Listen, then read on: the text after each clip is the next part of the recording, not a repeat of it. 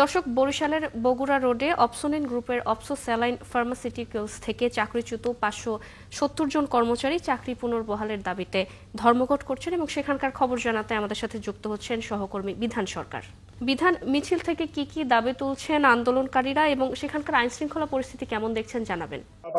আপনাকে বলতে পারি যে দেখেন আপনাদের এখানে যে মিছিলটা হচ্ছে শুধু অপসোনিন নয় এবং অন্যান্য কারখানার যে শ্রমিক তারাও এখানে উপস্থিত হয়েছে এবং এই মিছিল হচ্ছে ভুখা মিছিল এবং তাদের যে ৬ দিনের কর্মসূচি ৬ দিন তারা অবস্থান কর্মসূচি পালন করছে এবং আজকে ঠিক তারা ভুখা মিছিল করছে এবং সেখানে তাদের স্বজনরা আছে, তাদের সন্তানরা আছে এবং তাদের স্ত্রীরা আছে এবং তারা সবাই এখানে এসেছে আজকে মিছিল করার জন্য।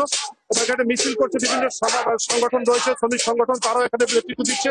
এখানে বাসাদরের মনীষা চক্রবর্তী রয়েছে, সিডিবির সভাপতি রয়েছে এবং অন্যান্য সংগঠন শ্রমিক সংগঠনের নেতারা রয়েছে এবং তারা এখানে মিছিল করছে। আপনি দেখতে পাচ্ছেন যে এই মিছিল নিয়ে তারা আজকে সদর রোডে যাবে এবং সদর রোডে গিয়ে তারা সেখানে অবস্থান কর্মসূচি করবে।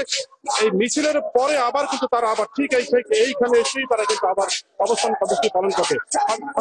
তাদের কথা অনুযায়ী তারা এই যে তাদের চাকরি যেটা তাদের চুক্তি করা হয়েছে সেই চাকরি তারা ফেরত চায় এবং যার জন্য তারা আজকে থালা বাটি নিয়ে তারা কিন্তু আজকে মিছিল করছে।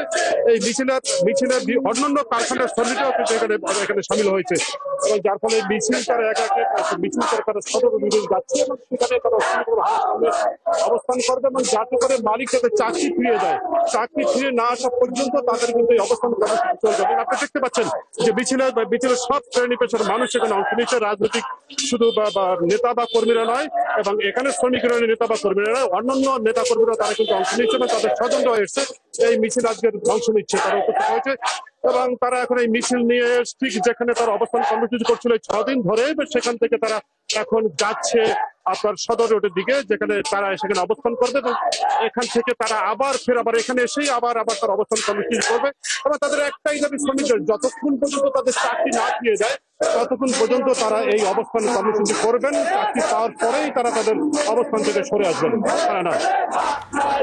ধন্যবাদ বিধান আমাদের সাথে যুক্ত হওয়ার জন্য। দর্শক, বরিশালে বগুড়া রেড থেকে যুক্ত হয়েছিলেন সহকর্মী বিধান সরকার।